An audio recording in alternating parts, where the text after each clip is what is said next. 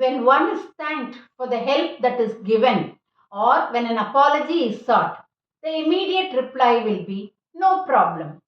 No problem correct தான். ஆனால் எல்லா சுச்சுவேஷனுக்கும் அது சூட் ஆகுமாங்கிறத நம்ம பார்க்கணும். சுச்சுவேஷனுக்கு ஏற்றபடி மாற்றி சொல்லலாம். பாருங்க, தேங்க்ஸ் ஃபார் ஹெல்பிங், உங்கள் ஹெல்ப்புக்கு தேங்க்ஸ் அப்படின்னு சொல்லும்போது எனி டைம் அப்படின்னு சொல்லலாம். எப்போ வேணால் நீங்கள் உதவி கேட்கலாம் அப்படின்னு அர்த்தம்.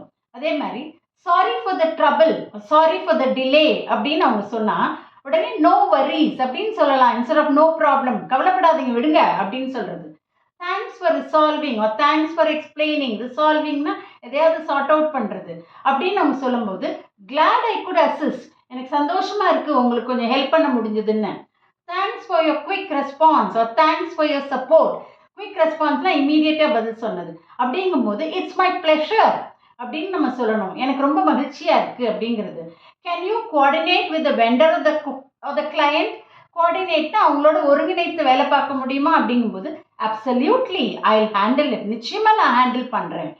Thanks for picking me up or thanks for arranging the meeting அப்படின்னு சொல்லும்போது நீங்கள் என்ன பண்ணலாம், யூ ஆர் வெல்கம் அப்படின்னு சொல்லலாம். நோ ப்ராப்ளம் தேவையில்லை. Can you take care today, இன்னைக்கு பார்த்துக்கிறியா?